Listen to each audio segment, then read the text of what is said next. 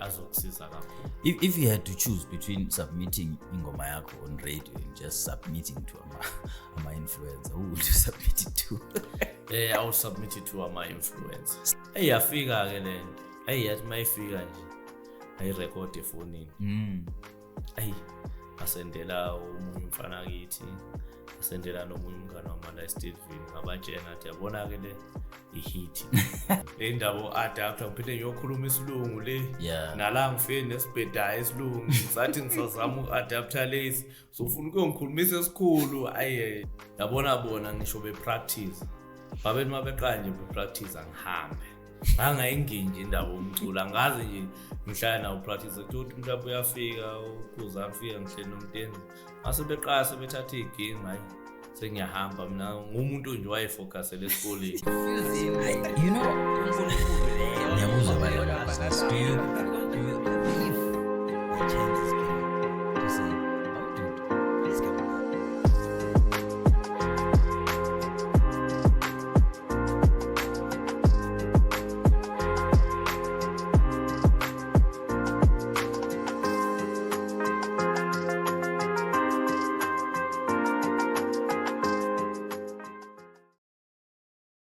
Asikwamukele sibingelele ohlelweni the Everyday People Show igama lami ngubhekana umsuthu wakwaZoom and thank you for tuning in once again. Zabonga ke nano kusilandela ke lapha kuma social networks A2 Thukela News Times Plus and also Thukela FM TV nakhona ngaphinda usithole and also make sure that you subscribe la ku YouTube because ma usubscribe usiza thina ukuthi sikhule ngelinga sikunikeza even izinto ezine quality ethe kuba ngconywana beside that quality sihlezi siphethe.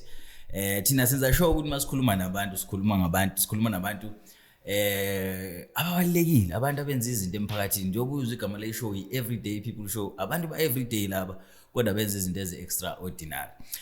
La next to me ngiphethe insizwa ngicabanga ukuthi mangabe umlandeli kaMaskandi uthanda ngempela uMaskandi ngeke ukuthi awuyazi lensizwa ngihleli nayo la insizwa yakho la eMnambitha only discovered few weeks back ukuthi wala eMnambitha. I didn't know ukuthi wala eMnambitha but ke nayitsizwa lapha ngabe igama usikhanga bafa siyakwamukela.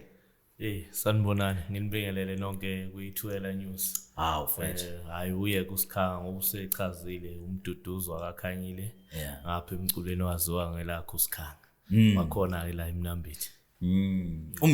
Mr Hitmaker. Angazi kusho bona abantu.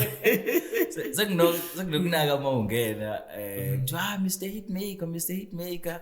Yini usodedela ama hits kakhulu abantu bazi bakurecognize ukuthi hayi mawudedela udedela hit ngaso sonke isikhathi. Hayi khona ngenzama ukuthi mangidedela kube yinto ebakubantu. Ngicabanga ukuthi last year ngadedelenye lo sengithandana nayo uyimpela maqondana. Bayithanda kakhulu leyo ngoma ya trend na ku TikTok na izo zonke indawo. Even online still doing well. Sizofika lapho but ngifuna siqale back because ngicabanga ukuthi kunomuntu owazi umculo kaSikhanga but uSikhanga angamazi ukuthi uba asiqale la egameni. uSikhanga uzobizwa ngoSikhanga ngoba yini ngoba ngiyacabanga ukuthi angazi ukuthi igama lensizwa noma kunjani igama negama ke lensizwa libe nencazelo yakho nokuthi uze kuthiwa uSikhanga ngoba kwenze njani kwakwenze njani. Kahle uSikhanga igama likaMkhulu wami. Umkhulu wami kwathiwa uSokhangiwe so I know ukuthi ubaba mayimteketisa ke ethi uSikhangane mayimbiza lapha noma emsamo noma kuphi. So nami ke ngase ngithi ukushintsha ngifaka is2k kancane ngase ngithi uSikhanga kodwa nje igama nje sukela egameni likaMkhulu ukuthi uSokhangiwe so kwase uba njalo umkhulu ke kwakuyindoda ke kushuthi ke enhle ngapha entombini ngoba yayiganwe nje la abafazi abathathu ngiyacabanga mhlawumbe lezinsizwa zasusela lapho leli gama lakhe ngoba nje zithi ibongo zakhe uSokhangiwe yena wakhanga amajiji namaqhikiza untomza kaNgoxi zimbanga amadabuli kusho ukuthi ke insizwa ke mhlawumbe ngenxa yokubona amagalelo akhe ukuthi ngapha bantu besimama uyashesha zasezibetha zithi uSikhanga. Kusho ukuthi insizwa nje eyayikhanga mayiqhamuke entombini intombi kucace. Manje ngifuna ukunderstand la ukuthi Angazi noma most of us mhlambe siyakhula sikaze sihlangane nomkhulu bethu sizwa nje ngebongo because nami wamuzwa ngebongo. Was the person mhlambe owakhulisa noma wambona ephila noma mhlambe uzwa nje amagalelo akhe ukuthi hayi kwakuyinsizwa. Hayi ngizwa nje amagalelo akhe kanti ke nabaningi ababazi yena babelokhu bethi hayi ngifana nomkhulu. So ngizwa nje amagalelo cha naye angizange ngimfice emhlabeni. Ngizwa nje amagalelo akhe nakubantu nababe ngibona nje abazi umkhulu babevele bengangibuzi bethi hawu nangisokha ngiuvukile so into kanjalo so shuthi ke nami ngase ngithi hayi ngoba nalensizwa kuthiwa ngangifana nayo hayi ake ngiqhubeke negama layo liphile. That's very nice. That's very nice. I think no Tshatu God also did almost the same thing. Yeah, uTshatu God ubaba wakhe umfo kaNtshatu God bagcina sebethi uTshatu God ubaba wakhe uTshatu God. Mhlawumbe ngempela umuntu mhlawumbe uyavuka ngempela. Ukuthi ngoba sisuke singekho aware thina ukuthi umuntu angifuni ukungena la ekuthenini mhlawumbe mawuzwa amagalelo kaMkhulu nawe mangabe bathi usikhanga nje. Ntombini khamba kanjani nakhona kuyahlangana uyabona ukuthi hayi umkhulu ukhona eduze noma sekusele igama nje ukuthi ngoba nakho waliphiwa igama noma walithatha igama kodwa ngiyazameka mfowethu ngiyazameka ngoba phela yazi ukuthi kuthiwa yabona isithembu ukuthi umkhulu wayinamakhosikazi amathathu and angimazi noma ubaba wasithatha nesithimba angazi hayi akasithatha kodwa uyabona ukuthi sokuwena okweletayo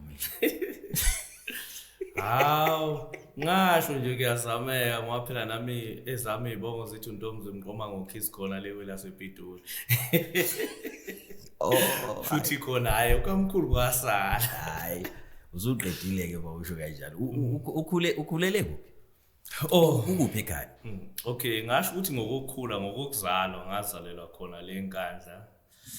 Ngakhulela khona ngenza iPrimary kwase kuthi ke eHigh school yami ngayenzela ePitoli ikuzwa nje nanezibongo zami boyifaka ePitoli ngase ngithi mase ngiqedile eHigh school ngafunda eUniversity ePitoli ngase ngithi mase ngiqedile ke ePitoli ke ngase ngithola umsebenzi ngapha ke eMnambithi ngase ngithola umsebenzi ngase ngifika lapha eMnambithi asebenza ngase ngicine sengakhaka ayisengiyisakhamuzi impela usukhona umuzi hey madam isikhona impela mbili imize nginawapha eMnambithi kahle wena sengiyisakhamuzi mama bakhona yini hayi noma usazakhela wena wedwa nje hayi ngisakha mina ngedwa ngakathathi kodwa cishe sekuzolo okay kahle udabuka enkandla la udabuka khona ngizalwa impela indabuka lenkandla cha kodwa siyakwamukela siyakuthatha la eMnambithi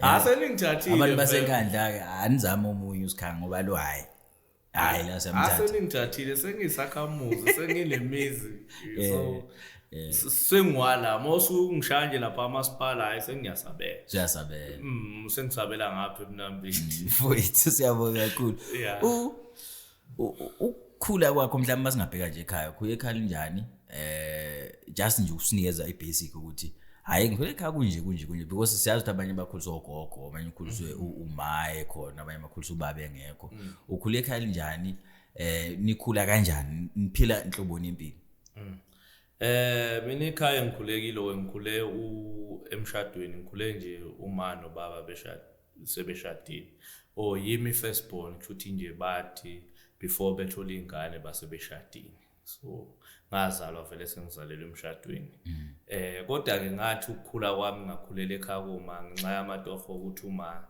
ayisebenza naye ePitoli nobaba kwasho ukuthi ke ekhaya ke umuntu engizohlala naye ngase ngihlala le nogogo so uma isikhathi esiningi bebuye sichithe ngapha ngasePitoli yeah so kwasekumele ukuthi ngiyohlala nogogo eKhawuma kanezikole ke vele ngaseKhawuma zaziseduzane la nekhaya kuba nasekhaya ugogo ayikhona kodwa nxa ukuthi izikole seduzane ngale Khawuma ngasengihlala eKhawuma hayi ngakhula ngaze ngathi high school ke mase ngithi high school ke hayi sengithatha ubaba ukuthi hayi ake ngizohlala naye ngale ngasePitoli ngakhula ngihlala nobaba ngaze ngaqeda high school Mangiqede high school ngase ngiye varsity ngagcina sengihlala eResi ngathi ke mangiqeda ngenhlahla mangiqede varsity ngangithola umsebenzi ngapha eMnambithi ngase ngiza ngapha. Ya ngasho nje ukuthi ngikhule ekhaya right noma phela ke bese ngagwilikile singakhumbi ngophakathi kodwa nje ebengufisa idingo bengiyithola ekhaya ngoba since ubaba bekuwumuntu obesebenza ke so mhlawumbe bengudinga nje lokho ama basic need bengiwathola ke ekhaya ngasho nje ukuthi ngikhule ekhaya elifudumele noma ke ngingazange ngikhule kakhulu nabo abazali bami bobabili kodwa ke yeah lwaba njani ushintsho because I can imagine ukuthi uphuma emakhaya mhlawumbe ufunda esikoleni sasemakhaya emakhaya ke siyazi ukuthi even isingisi sifunda ngesiZulu lamuzo uyashintsha usuyofunda ePitoli kwaba njani ukuadapta to impilo yasePitoli uphuma emakhaya and high school manje lo ingenayo wathinta indaba enkulu kakhulu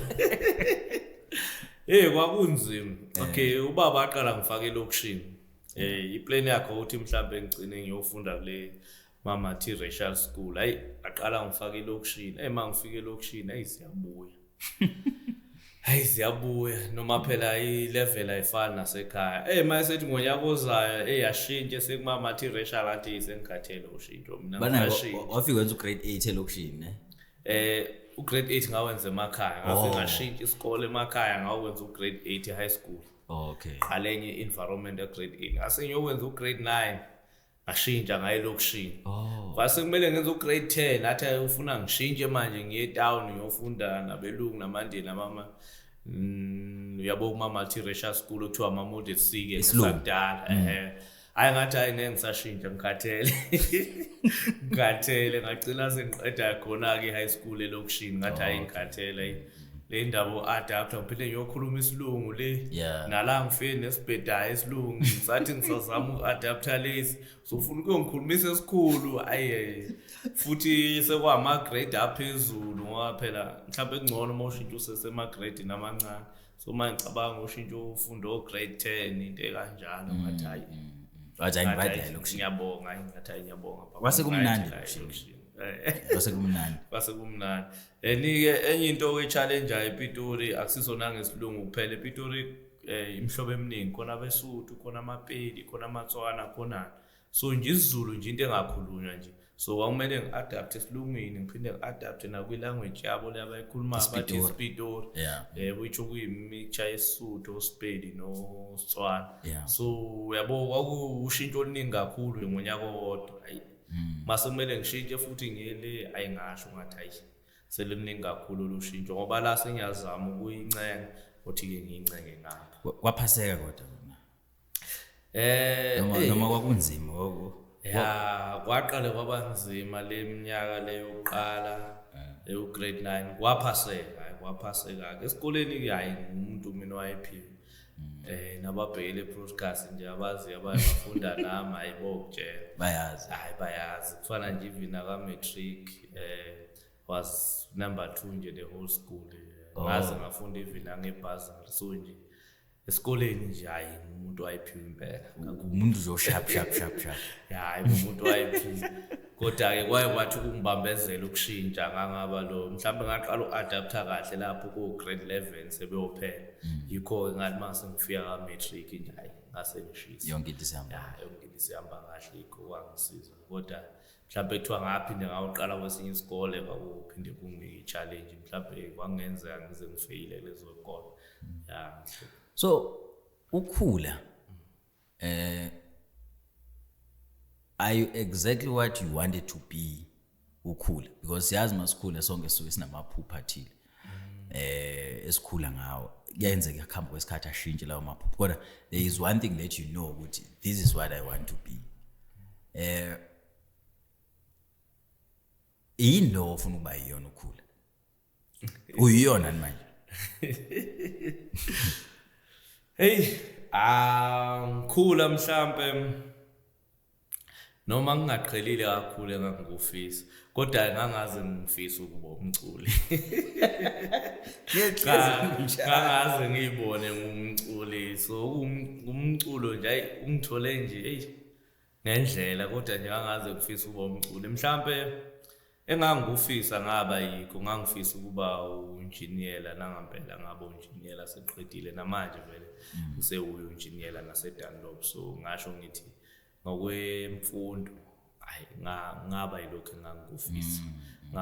engangufisa kodwa ngasemculweni hayi ngangayibuza so umculo uvela uthanda vele noma into ohlangane nayo ukhula was it something that mhlawumbe uthi awuthi ngilalele mhlawumbe umculo mhlawumbe hlobo luni umculo mhlawumbe okhulu uthanda was it the same uMaskandi noma it was something else makuzwa ngasemculweni mhlawumbe umculo ngulalele wonke umculo ngineyinhlobo ehlukahlukene ngoba nasempilweni yami nendawo bengihlala kizo beyishintshashintsha so kwenza ukuthi ngigcine nje mhlawumbe ngikwazi ukulalela wonke umculo umculo benguthanda ukulalela hayi ukudlala mhlawumbe ngisakhula emakhaya since vele ngadlala kuso emakhaya kwayisholontshata emakhaya ngangilalela wona uMaskandi ngoba iwona umculo awumningi mhlawumbe nalo Brenda ke from emsakazweni ke loyo mhlawumbe no Mandoza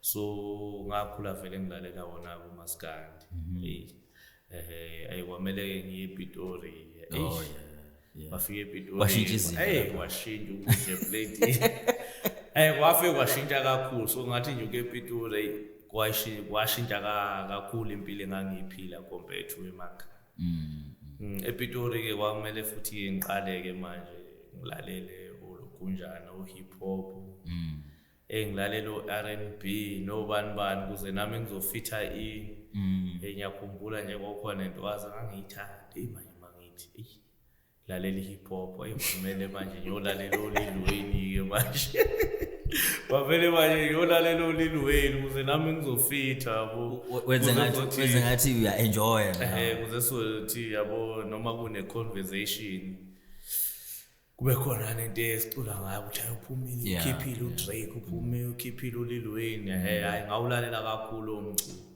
abanye uma ngifike eVarsity ngalalela kakhulu R&B no pop Rihanna no bani futhi ke uMaskandi ke ngiyacabanga ukuthi ukushona kaMgqumeni vele ashona ngafunda grade 11 lapho ukushona kaMgqumeni kwenza nje ukuthi ngithi ukuma kancane kuMaskandi baningi abantu ababethanda uMaskandi okwani makushona uMgqumeni because nami I have abanye abangani bami like be crazy ngomgqumeni okwabe makudlula uMgqumeni emhlabeni bathi ayisekho into esoyilandela kuMaskandi kodwa emva kwesikhathi ngabona ukuthi they are coming back because ezinye insizwa zayiqala ekhuphuka okhuzani omthandeni babeqala bekhuphuka bekhombisa nabo kahle nathi sikhona la kuMaskandi yini le eyayingaka kuMgqumeni yayingenza ukuthi man mangabe sedlule emhlabeni ibhova yini engisazoyilalela mina I think bekuwukuthi combination yezinto ezimbili ayithi manje kumele ngilalele hip hop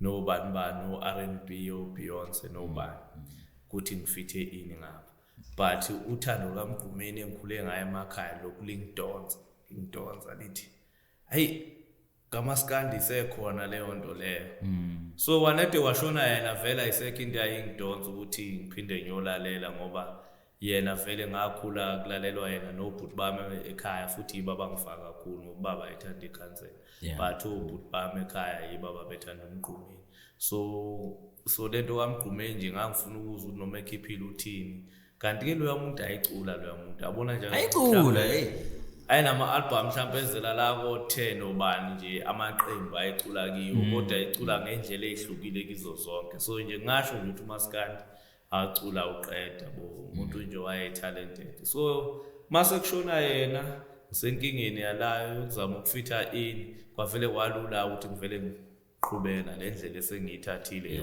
yo hip hop nobani ngivele ngikhohle uMaskandi wavele wagxila koLil Wayne ke manje wagxila koLil Wayne kuNicki Minaj kubani abona nje lezi zaphuma lapho ku2009 2010 ayizolil Wayne no Nicki Minaj engizazi kakhulu namanje ngaze ngiyikhohle so kwamele kube into kanjalo okay so useshonini uMgqumeni ke so when do you come back to uMaskandi now because eventually wabuya kuMaskandi.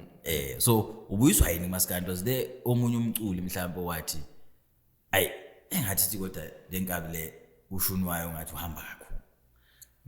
Angizange ngibuyiswe umculi specific. Into eyangibuyisa kakhulu uMaskandi abafowethu. Mhlambe 2014 ngaqala ukusebenza and then 2015 ngathenga imoto oqala. So ngathi mangifike emakhaya ngoDisemba 2015 kwakudlala uMaskandi wonke uDisemba. Bengafuni ukuyizwa indaba yami emotweni bedlala uMaskandi. Noma ngile ngama holiday befuna ukufaka uMaskandi ngenkani.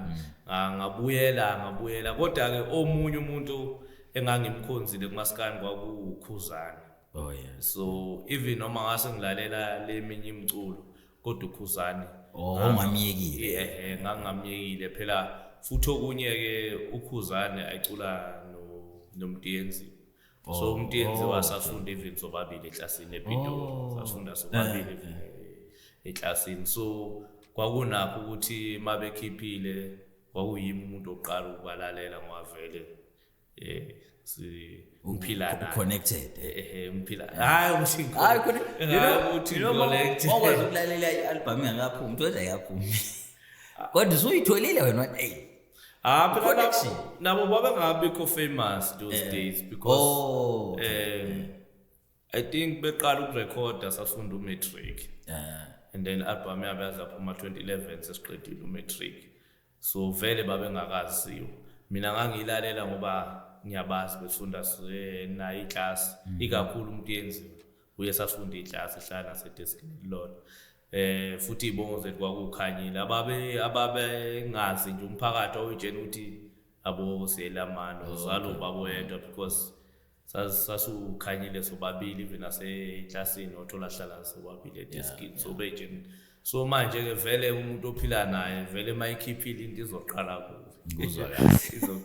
Nami ke ngisho sengisebenza ngase ngithenga ama CD yabo ukuba support abafethu ukuthi okay ngiyazi ukuthi siphuma. So enkandla ukhule kwi-area yodwa nokhuzani noma kwenye indawo? Hayi kwenye indawo bona baseMandam na ngisethali kahle saze sahlangana ePitori. Hayi emakhaya siphuma kwi-area yodwa. Sahlangana ePitori because mina noMtiyenzi wasafunda esikoleni esisodwa. Safunda esikoleni. Ngiqala nje ukuya esikoleni nami ngingakazi indawo ngahamba nawo uMtiyenzi wayebaba bengibonisa ukuthi ayi kuthiwa ngapha nakho ke esikoleni yabo into nje ngale. Vele sasingokhanyile even no baba babebizana ngabafowethu. Baphuma ngasenkandla sonke singabakhanyile noma sasingesukhanyile okuthi umndeni owodwa kodwa ke mase nisemazweni nomndeni owodwa kufanele umuntu waseMnambithi momfica eGoli uzothi umkhaya kufanele nona ukuthi nisengabafowethu umfowethu plus ahlala nasendaweni eyodwa elokushini elilodwa eAtreeville nabo umuntu yenziwa nokhuzani so into yayikanjani. So wena ungena kanjani ke emculweni ukuthi ucule? Ngiyakubona ukuthi wawumlandeli impela ulandela usondelene futhi nabantu abaculayo. Inini la ukhona hayi nama ke ngicule manje noma inini la ubona khona ukuthi nami ngiyakwazi ukucula? Yazi nje mangakene esinye story yabona ngisho bepractice babethi mabeqala nje bepractice angihambe angayinginje indawo umcula ngazi nje ngihlala nawo practice ukuthi mhlawumbe uyafika ukhuzana ufika ngihleli noMtiyenzi mase beqala sebethatha igame hayi sengiyahamba mina ngumuntu nje wayefocusele esikoleni usuyaphuma lapho sengiyaphuma nje ngithi hayi ake nginishiye madoda ngisale practice mina ke ngiyobheka nami izinto zesikole ukuthi ihamba kanjani futhi ngoba ngase ngisevasithi ukuthi hayi ake nginishiye. So ngangeso nje umuntu ukuthi ayihlala nabo ngangibalandela nje bekude nokuthi mhlawumbe ngizodlala iCD yabo kodwa uthi mhlawumbe ngizoba igidangoma noma ngizohlala nabo bepractice into yomculo nje ayingekho kimi. Uqala kwami ukucula benginekhawashi la eLimithini 2023 bekukhona ikhawashi bengirana la eLimithini yami. Khona omunye umfana ke wakhona la eMnambithi benokuthi mayifika njalo ekhawashi efike ephethe isigini fike ephethe isiginci ecula mhlawumbe nabanye abathandayo bazofika mabezoyiwashela becule naye beyidlalela njalo mayizowasha imoto mayingakafiki ecule mhlawumbe nama ngiphuma emsebenzini ayisimlalele kacule mina uqala kwami ke ucula ngangumuntu okuthandayo ukubhala ke kusuka kudala ke ngisese high school ngifunda ugrade 11 khona incwadi engangayibhala into yagcina ingakapublish but mina into engangiyithanda kwakubhala like ama novel okay. So manje lo mjita mayilokho ecula lo mfana lokho ehleze efika nesiginqe kulo ayingizwe indlela acula ngayo ukuthi okay yena uyacula but ingoma zakhe ayinayo imessage kangako into engaheha abantu ukuthi bamlalele bese ngithi hayi ngeke ngubhalele nje ingoma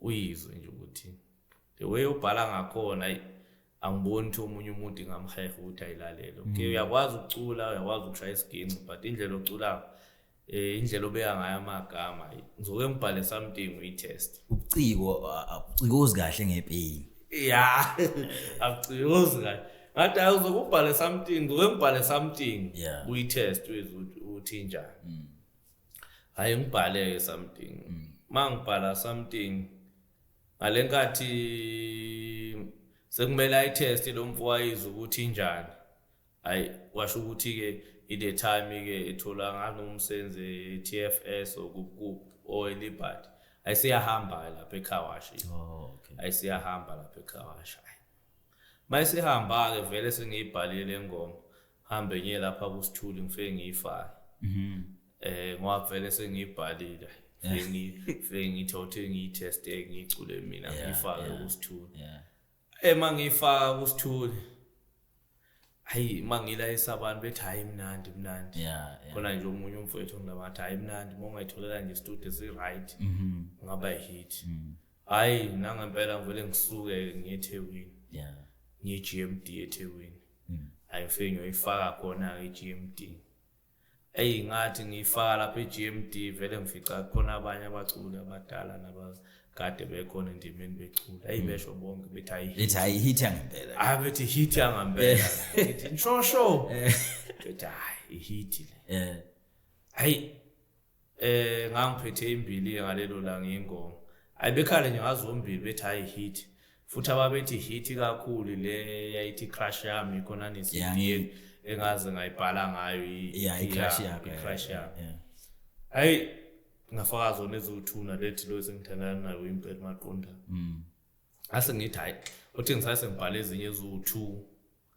ngisale sengikhipha iEP hayi ngempela ngapha ngoba phela lezi ezo2 ngangibhalele vele ukuthi lo mjita lo uthi azizwe ukuthi ngifuna acule kanjani yabo ngifuna yini into engaheha abantu njengamanje ngoba ngangimtshela mhlawumbe into esidayisa njengamanje sekuwuthando abantu ma 2K awasenandaba ukuthi ukhule kanzima usizini ini hayi ingoma unjani nje so manje wena kumele ubheke ukuthi iziphi ingoma etrendayo icula ngani kanje uzama ukubhala into abantu abazoyithanda ezoyela ngakhona yipi ingoma eyosize trendayo njengamanje so ngathi ngizoke ngubhaleleke ingoma hayi ngayibhala zawu2 and then ngase ngiye eThekwini hayi bafike eThekwini bathi hit hayi ngase ngibona ukuthi ayambhala ezo2 ngisale sezoba 4 ngenza iEP nangempela hayi abazange beqamba amanga zahita ngempela EP bengilalela bengilalela izolo that EP and lento ishoyo I noticed ukuthi indlela obhala ngayo that's what I paid attention to indlela obhala ngayo ijulile kakhulu ipeni lakho lihle kakhulu ngize ngathi mina yazi ukuthi uSikhanga can actually ukube uMaskandi akuthi angazi noma uMaskandi yabhalelwa nani there is a lot of amanye ama artists ongakhona ukuwabhalela ingoma owazwayo ukuthi acula kodwa uthola ukuthi mawujayela ingoma ubuciko baya abujulile kakhulu kodwa uyamuzwa lo muntu ukuthi mangathiwa ngempela uthola umuntu ozombhalela the way okubhalwa ngakhona ingoma kumele ingoma isound ngakhona engenza ezinye izinto have you ever thought ukuthi hayi ake ngibhalele nje abanye abantu ingoma mhlambe somehow ngenza imali in that way. Have you ever thought ukuthi khona abantu ongababhalela, or have you ever approached someone ukuthi yazi nengoma mhlambe awuzamele ngoma? Ngaye ngayicabanga kodwa ngaze ngi-approach anyone, even nasemsebenzini abaningi behlezi besho kanjalo bethi why ungababhalela abantu. Yeah. But into esengiyibonile kumaskandi abafani kakhulu nakwamanye ama-genre njengo-afropop inababhalela uthi umculo wamaskandi is about i-pride. Abantu bakhona bayithemba kakhulu. Mhlawumbe uze nomunye yimi inkunzi empini. Mhlawumbe angathi banalokhu uma bebhalelwa ubuye omunye umuntu uzokwehla lokhu ukuzethemba kwakhe. But ngeke nawe usho ukuthi yimi ngibhalile. Understand kuzoba kwazi kuyena ukuthi hayi usikhanga ubhalile and then yimi inkunzi vele still kodwa kwazi mina nosikhanga ukuthi inkunzi ubani. Angeke ngayicabanga kodwa ngathi mangibheka indlela ababehave ngayo ngabona ukuthi hayi angathi ngeke yenzeke ngapha kwamaskandi abantu bakhona ngoba ngisho omunye ukuthi uyambonisa ubone ukuthi mina ke bayazi kunama groupini amacikini hlezi ngibabonisa ngibanika nama advice bonke abayithandi abayithathi kahle leyo nto abayenzi.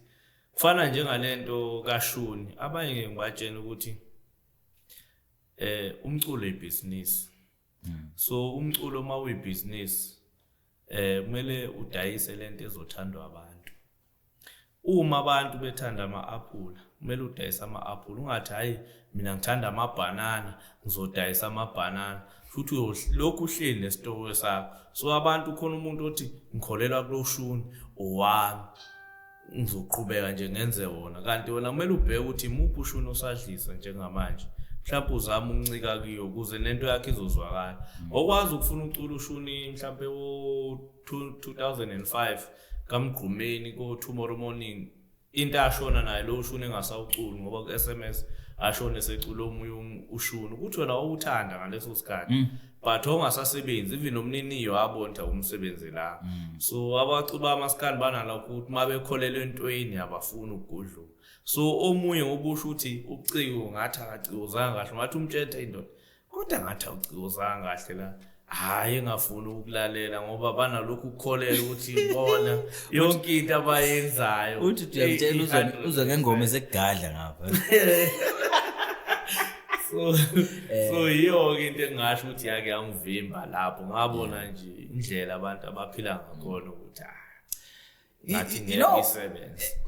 Yabona mina kube ngibo I would have learned something from you because to be honest khona abantu kade baqala ucula mfethu years and years becula but they abakhoni to break through emculweni, abakhoni somehow.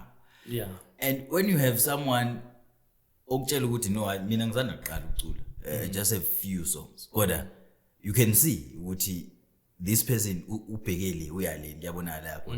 I will take an advice from that person ukuthi kanjani ndoda, because mina kade ngiphusha from 2015 or 20 bani nginama album awu10 kulama album awu10 ayikho engathi hayi impela le yahamba kahle kodwa wena you have an EP mhlambe I saw you had an album ne yeah but mangibheka izimo osulihambile wena ngathi lide kunaleli singilihambile kubeni kuyimina kanjani. You know ukuthi abantu abaningi they can actually learn a lot because njoba ngisho ukuthi if ngikulalela mina ngilalelile and I was like lo mjito uyabhala.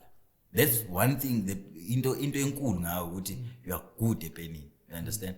So I mean I don't know angazi kodwa nje obusho ukuthi umaskandi umculo we-ego kakhulu, umculo okuyiqhenya, umculo wokuzazi but I'm quite sure ukuthi baningi abantu abangasizakala if bengathi ake ngithi ngibona ukuthi ngeke ngikwazi ukusizakala mangathi wangehla nje kancane ngithola usizo la ngithola because kuba lelizi ngokulona kulesikhathi esincane usube sendimini kusona akusinde encane. Uqinisile yabona nje mina ngicishe ngina 1 year 6 months esendimini but senginayo ingoma ena 1 million viewers ku YouTube. Yes. And ku Spotify more than last time ngicheck biko cishe ibhek 600. Nakhona nje before kuphela lenyanga izobusina 1 million ku Spotify. Maybe ku YouTube izobusina 2 million. So igo yanimi mina ngaqala ngo 2015. Don't have ingoma zami zonke combined don't have 1 million. Understand? So asike isidingo kube ne-ego about that. If there's someone uthi no mina ngakusiza here, uyakwazi ukucula, but let me write you a song, let's see ukuthi ayizukwazi ukuhitha ngale ndlela elihithe ngayo.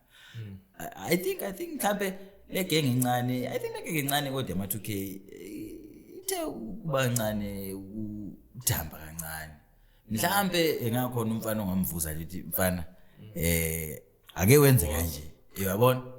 Hayi anginankinga mina ngindoda nje ivulile izandla, ngiyacabanga unalabo babuka le podcast mawukhona ofisayo ukuthi hayi indoda woza ke sisebenza, hayi singasebenza ngamlungisa lapha nalapha sibone ukuthi sifika kuphi. Ngibone i-album yakho ne-EP yakho you featured abantu abaningi ne how do you decide ukuthi ngiyamfeatureisha, because most of them angiswena ifene enkulu kaMaskandi, ngifene music nje as a whole. If music wakho umnandi then I would follow you. Udecide kanjani ukuthi ngiyamfeatureisha lo, ngiyamfeatureisha, because most of abantu abafeatureishile laba ngibazi mina.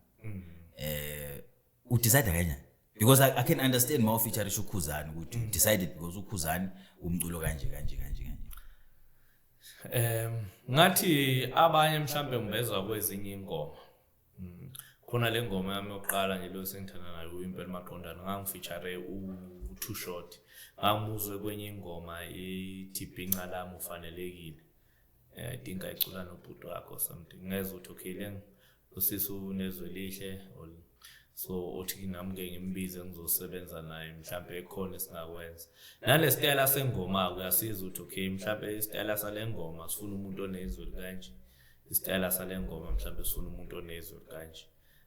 Abanye mhlambe njenga Ihlabani umuntu engisebenza naye vele ongishayela igitara in mhlambe kwenye ingoma uthola kusho yena ethi hayi ngayithanda le bese ngithi hayi khuleka asicule. Abanye kuba ifollowing ikakhulu nje uShenge feature uShenge akho kuyifollow wasehlala Nkosi ngoba lapha ku TikTok una 600 and something mhlawumbe followers isengikhipha ne strategy zakhe. So ngabona mangifeature yena le bese ipost ingoma kushuthi sifinyelele kubantu aba 600 kushuthi kuyaphusha nangempela athi eyiposter within 3 days I see more than 2 million views ku TikTok wakhe. So vele ngathi mangiyikhipha yavela ngena kuma trending yo lesine million. So yizo zonke istrategy ukuthi njengoKhuzani naye ngisafisa ukuthi mhlambe ngisengamfeature ukuthi ngokuKhuzani athi asawenza ama feature kakhulu noma ngaze ngimapproach. Enye into uyabona ku Facebook I think kuna 2 million wabantu. So mawufeature lo umuntu mayiposta nje ingoma kusho ukuthi ngosuku ingalaleli nama views amangaka noma vele bengebe belalele bonke lo 2 million wamhlapha abanye ba offline oba kanjani abanye bazobuka bengalaleli phela kusho ukuthi konke lo 2 million yamthanda but mhlawumbe i-million lonke liyamthanda mhlawumbe lesikhathi iposta mhlawumbe 100k wonke uzohamba uyilalela kusho ukuthi usuno 100k kanjalo nje so simple ngokufeature lo mayithandile bayiphinde labantu aba 100k kusho ukuthi sino 200k so nakho ukufeature umuntu onefollowing enkulu kuyakusiza ukuthi umculo wakho usheshe ufinyelele kubantu. Okay, asingene kule ngoma lenkulu kakhulu le. Sithola uthando. Kwakwenze njani? Because you don't mangibheka umuntu ongavela phala but it's something mhlambe eyenzeka kuwe noma into oyibuka kubuye umuntu iza kanjani ngoma? Okay, le ngoma noma ingenawo umlando uthini. Last year khona umunye umjite ngangifunda naye primary ayishada engicela ukuthi ngibe best man. So ngangade ngisuka ePitori ngangade ngiyobona ubaba sengiyakhona le. So sengiyadriver nje ngangiyibluzela nje ngiyibluzela nje. Eyafika ke lento. Yathi mayifika nje ayirecord efonini.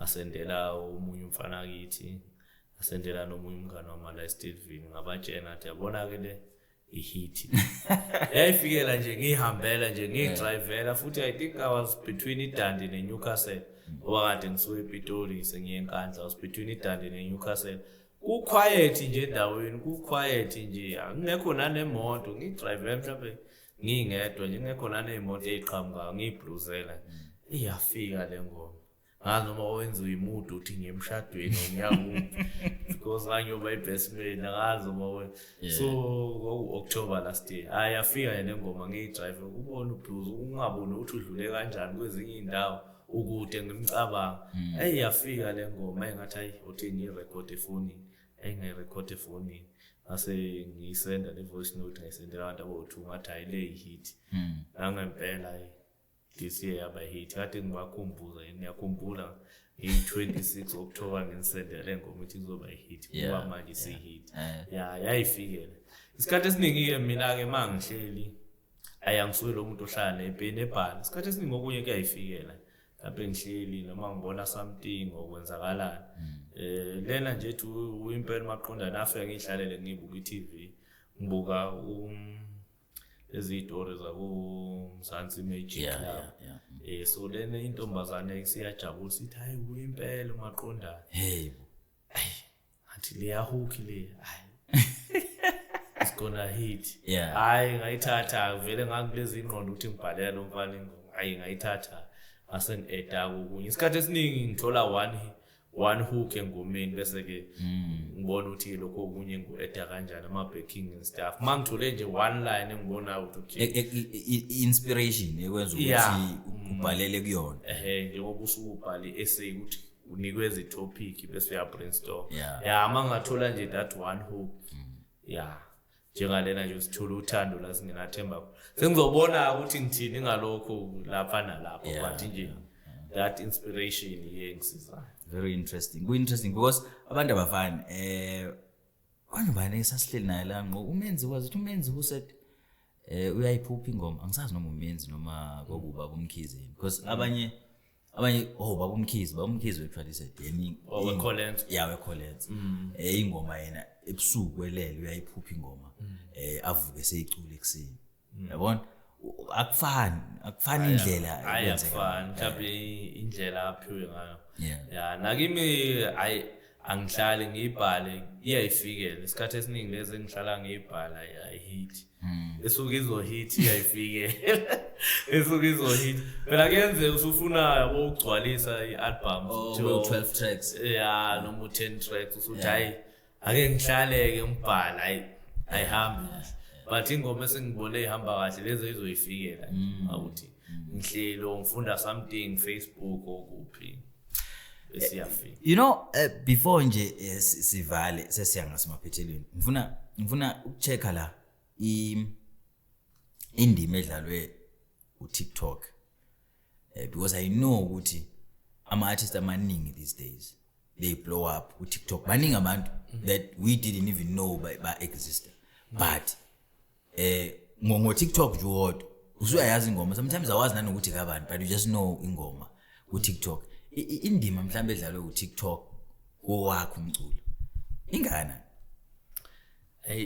inkulu kakhulu mina ngingasho nje ukuthi mhlambe 100% ongenze ngavelela yu TikTok because nalethi lenje yoqala ingoma yami first song ya trend ku TikTok and then wasenyuka ama views ngale yiyo nje impela ongenzile ngabe lo muntu engiyiyo ngaphandle ka TikTok ayibengilutho I think emsazweni mhlawumbe sadlale kabili noma kathatha ingoma yami but nakhona vele idlala ku TikTok vele isi trend yazi yadlula so ngasho ukuthi nje uTikTok uyongenzela umculo esengiwuye lamhlanje nalena nje hitha lena 1 million views ayikazidlalena nasemsakazweni ya trenda nje ngo TikTok ngathi ngikhipha vele ku TikTok yayisi trenda already yiba abantu abasebeyifuna futhi kahle kahle ngangithi ngizokhipha ialbum ngenxa ukuthi sekulinke ivideo yale ngoma abantu sebeyifuna ayina ngakaqedi kwialbum abonthi ayangisase ngilungisa le ngoma sengiyidedela yona kuphela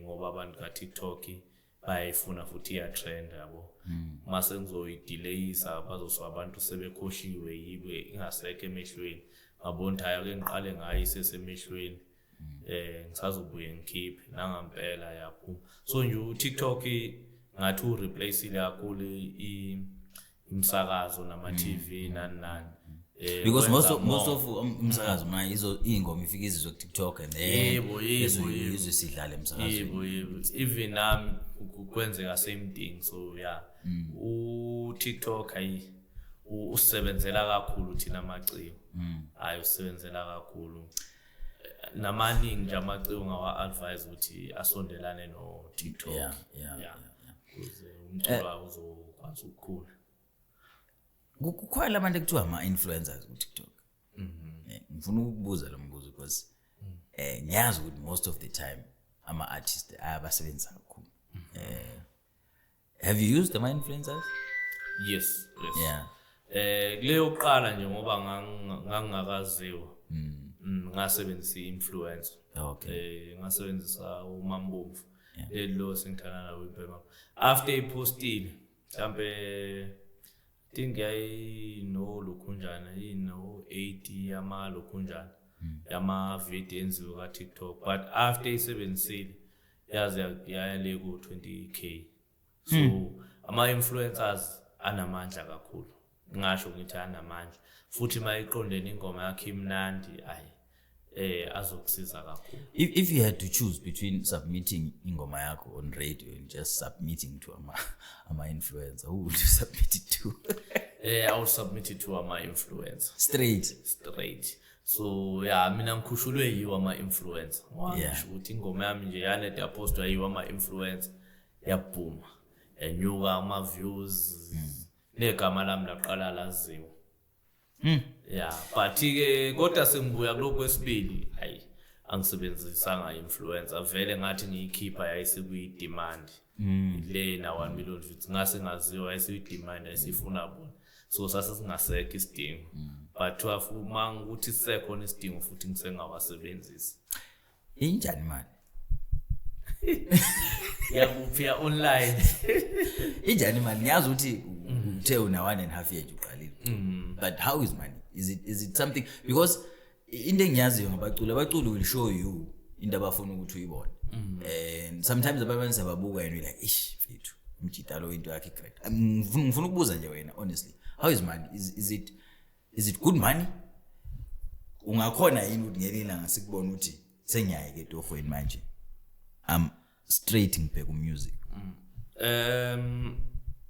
Online ikhona imali kodwa noma ingekho ningi. I think into enemali eningi kumculi ama event. Oh yeah. Ama event. Because ama event ngiyacabanga ukuthi most abaculi ba charge more than 15k just for 15 minutes. Yeah. So mina kwamanje njengomuntu osafikayo cha imali ayikabikho eyomculo. For sure usuthe ukunyusa kancane. Imali engisayitholile nje ubhukhweni bekuseye lokhunjana bekuseye eka online iyona mali but ama event ibengakabikha khokhayo kwamanje. Yeah, is it enough? This angifuna ukuthi usho imali noyithola. This estimation ukuthi ingoma yakhe ina 1 million views on YouTube. It's not enough ukuthi ungaphila ngayo. Yeah. It's not enough. Enough ukuthi ungakwazi ukuyela e-studio or enough ukuthi okay mhlawumbe ungayithola nemonto e-second hand ukwazi ukuphusha ngayo but isiphelile so yabo. So ayikabikho enough kodwa yona ngiyacabanga ukuthi ingcono kunalezi ayikhathi zama CD nani because ama CD ayine piracy nani I think ama CD ayine into eningi bayakhopha wasadayiseki kanti ungcono online abantu bahamba bayo streama lapha nongenamali onedatha uhambe yo streama so iCD yayiko 17 so yayidinga umuntu onemali yangempela ingane nje esikolo yanana ayingeke izithengele iCD. So yabo manje kanti ngakwazi ukustreama online because inedatha noma iconnected kubazali yo Wi-Fi no fiber and stuff.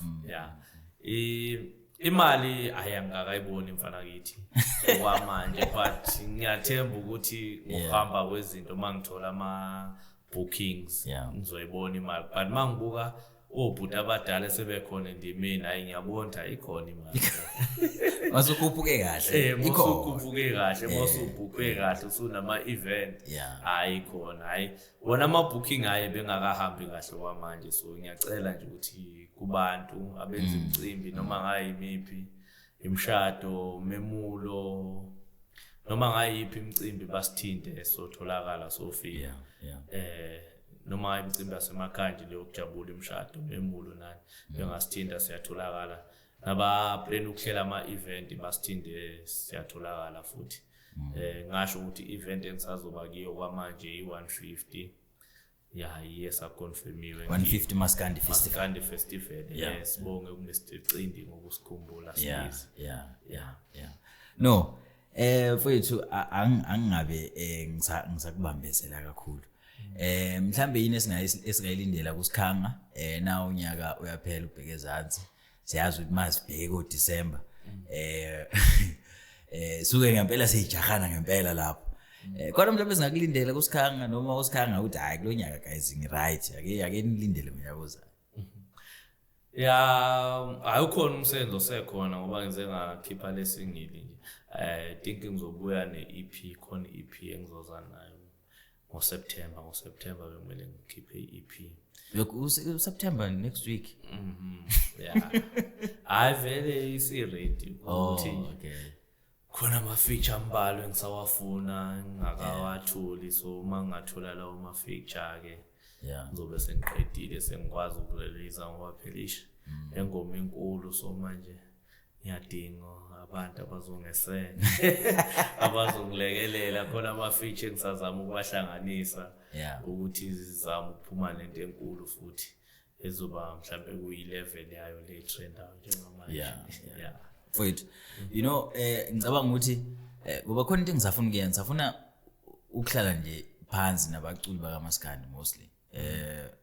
Ngifuna ukunderstand dynamics indlela enisebenza ngayo because ngiyazi ukuthi manicula kunamagida ngoma kunani nani. How do you guys make sure ukuthi zonke izinto ihamba kahle mangabe umculo? Njengoba usikhanga singiyazi ukuthi khona abantu abagidelayo. Babantu nabayaphila. You understand, you can't just be ukuthi hayi mina kuphela yimi. So how do you make sure ukuthi nabo they are taken care of and all these things? But angifuna ukubuza wena njengamanje lokho, I want to have a sit down with a couple of you guys mhlambe bakhona ngibajwayele nami kancane abantu bafana nani no Ndi no igenge nje yala mina meet most of them o balance bakhona ngibajwayele. So just to discuss nje indima nje kaMaskandi ukuthi ibheke nje yonke esingene kuyo sibone ukuthi ihamba kanjani futhi njengamanje isihamba kanjani. Yabo nje uba ngikhuluma indaba ye TikTok ngikhuluma indaba ye digital, you guys are ni inhlobo entsha yo Maskandi. Ni inhlobo entsha yo Maskandi. Indlela eniphusha ngayo angeke ifane nendlela oshuye babephusha ngayo no bani man, it's completely different. So omunye umuntu othanda uMaskandi sometimes engamanga hawo laba sebenza kanjani manje njengoba ngikhuluma ama influencer nani omunye usakholelwa ilendlela endala ukuthi I still need to submit to music to a radio and all these things and njengoba ngibuza wena usho straight with mina I'm just go to ama influencers totally, but ngelilanga we discuss le ushandisa deeper ngisazonime manje ngisazohlela kahle into zami ukuthi nibe khona nibe iqoqwana and then we discuss siza ukuthi kuhamba njani. Siyabonga kakhulu for discuss sakho. Hayi ngiyabonga kakhulu. I think uthinta indaba enkulu le yokuphusha ini iyo nami into esingeke ngayibona ukuthi abafethu abaningi yabashaya especially abakade bafika emculweni because bona basakhulela kulezi strategy zakudala mhlawumbe ukuthi wawume rank udlala iCD bese udayisela abantu online akusasebenzi lokho. So I think ukuthi ke phela ke okunye sibuyishawa nathi ikhadi zokusebenza ini but enye ngibona isebenza manje ukuvakashela ama-varsity.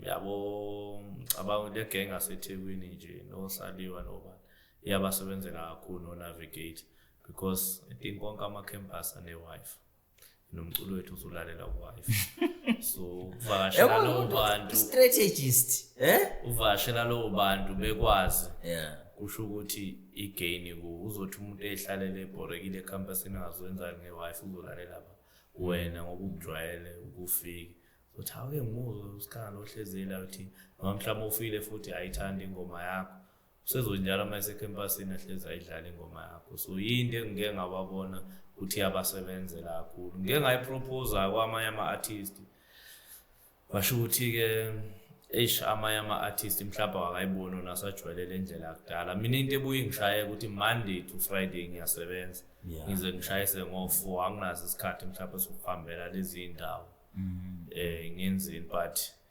into enhle leyo futhi siyabonga nama-platform akanje msuthi ukuthi yabo sikwazi ukuxoxa mhlawumbe khona uzothi noma elalela acoshe something naye afake emgodleni wakhe akusebenzise ngajabula futhi uma ungabe iziqoqela kanjalo sithi ukudiscussa namanye amaciko futhi ngajabula kule proposal yami ukuthi mhlawumbe ngelinye ilanga uyithathe uyenze something ngizosuthi isikhanga yasengihlele something ngecollege ake siyobabona since ngiyacabanga ukuthi unama connections siyathika nje ukukhuluma siyathika siyobabona and then because mina I believe ukuthi isupport eningi ngithi ikulabantu abancane ama-2K abajwayele technology abadala they believe kakhulu kwi-radio and stuff and umculo wethu ke usu online so umunye uthothi akakwazi nanokuvula uYouTube so umakethe ema-rank mhlawumbe abantu abanjalo bangawazi nano-YouTube but umaketha ema-college abantu abane-Wi-Fi abantu abayijwayele i-technology I think lokho kusilekelela kakhulu singamaciko mfethu siyabonga kakhulu utholakala phi inkundla zokuxhumana Spotify iTunes engikhona yonke impela ama-digital platform asupply umculo ongena nje ku Spotify uthi Sikhanga uzomthola kuma iTunes uthi Sikhanga uzomthola YouTube uthi Sikhanga uzomthola kuma social network ke ku Facebook ngikhona uMduduzi Sikhanga Khanyile na ku TikTok ngikhona usearch uthi Mdu Sikhanga Khanyile ngiyacabanga nje mawuthe Sikhanga kizo zonke indawo ngizovela inamba engitholakala kiyo 084 043 1180 084-043-1180 iyafoneleka iya WhatsApp ungangithinta mhlawumbe mawuthi khona umcimbi ofuna ngize kiwo singabe sesixoxisana noma nje kukhona ufisa sixoxe ofisa ukubuza anginankinga yinamba evulelekile leyo ukuthi singakwazi ukuxoxa kiyo mfethu siyabonga kakhulu for isikhathi sakho yazi kuthola uphuma emsebenzini njengoba nimbona egqoka uniform saphuma emsebenzini zathi akadlulela sithi xoxa siyabonga kakhulu my brother sikufisela inhlanhla in everything that you do kuyabonakala la kiwa khona kuyakhanya kakhulu let's hope ukuthi whatever ukholelwa kukho whether uNkulunkulu whether abakini abaphansi whether yini okhulelwa kuyona uzokwazi ukuthi usizakale ukwazi ukuqhubeka uphumelele even more than lokho uzokuphumelela ngibonge kakhulu ithuba mfethu ngiyabonga siyabonga kakhulu uSikhanga ukhona la Mr Hitmaker besikhuluma naye asithemba ukuthi kuningi okufundile kuningi engikufundile kule podcast yethu ke namhlanje make sure ukuthi ke uyasilandela ke make sure ukuthi uyasubscribe make sure ukuthi uyasithola uThukela News Times uthola indaba zakho ezi-right ezi-fresh Thukela FM TV nakhona uphinde usithola zenza izinto ezimnandi until next time